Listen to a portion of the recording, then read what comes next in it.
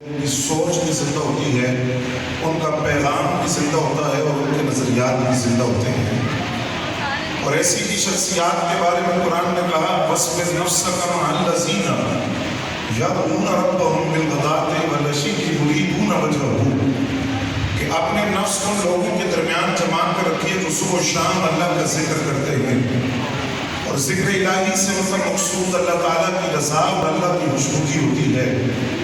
فرمایا ولی کامل کی سنگت، ولی کامل کی صحبت وہ ایمان پر بھی پہرا دیتی ہے اور عقیدے پر بھی پہرا دیتی ہے، اور عقیدے کی محافظت اور عقیدے کی حفاظت اس لیے ضروری ہوتی ہے کہ رب کوئی عمل اس وقت تک قبول نہیں فرماتا جب تک بندے کا عقیدہ ٹھیک نہ ہو۔ اگر عقیدے کے اندر کجی ہو، عقیدے کے اندر نقص ہو، عقیدے میں کمی ہو، نہ نماز قبول ہوتی ہے، نہ روزہ، نہ زکوٰۃ، نہ حج۔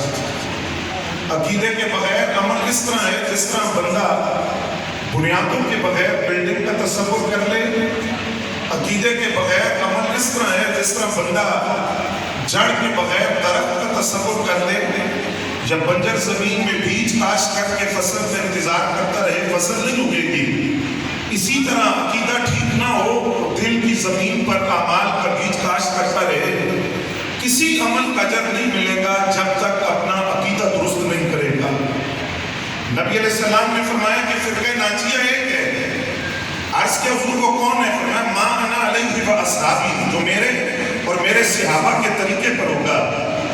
اور اس کی تفسیر مفسرین نے کی ہم اہل السنت والجماعت، وہ اہل سنت و جماعت ہیں جو فرقہ ناجیہ ہیں، جو جنتی گروہ ہے۔ حضرت امام زین العابدین رضی اللہ تعالیٰ عنہ سے سوال ہوا کہ فرقہ ناجیہ کی کوئی علامت؟ آپ نے فرمایا ویسے تو اہل سنت و جماعت کی بہت علامتیں ہیں، ایک علامت اہل سنت و جماعت کی یہ ہے کثرت الصلاۃ والسلام علی النبی الکریم، کہ جو اہل سنت و جماعت ہوتے ہیں وہ کثرت کے ساتھ اپنے آقا و مولا پر درود و سلام کا نذرانہ پیش کرتے ہیں۔ اللہ تعالیٰ نے اہل سنت کو جو عقیدہ دیا وہ عقیدہ نبی علیہ السلام کی عظمت کا، شرف کا، رفعت کا، بلندی کا اور آقا کریم صلی اللہ علیہ وسلم کی کمالات کی خبر دینے والا عقیدہ، اور ان عقائد میں سے ایک عقیدہ جس پر چند گزارشات عرض کرنی ہے، جسے عقیدہ حیات النبی کہا جاتا ہے، اور جس کا بالکل سادہ مفہوم یہ ہے کہ تمام انبیاء کرام جس طرح اپنی ظاہری حیات کے اندر ان کا جسم سلامت تھا، ان کی سماعت سلامت تھی، بصارت سلامت تھی، آج صدیاں گزرنے کے بعد تمام انبیاء کرام اپنی قبور کے اندر بالکل اپنے وجود کی سلامتی کے ساتھ اسی طرح موجود ہیں۔ وہ سنتے بھی ہیں، دیکھتے بھی ہیں، جواب بھی دیتے ہیں۔ میں نے آپ کے سامنے قرآن مجید کی جو آیت کریمہ پڑھنے کا شرف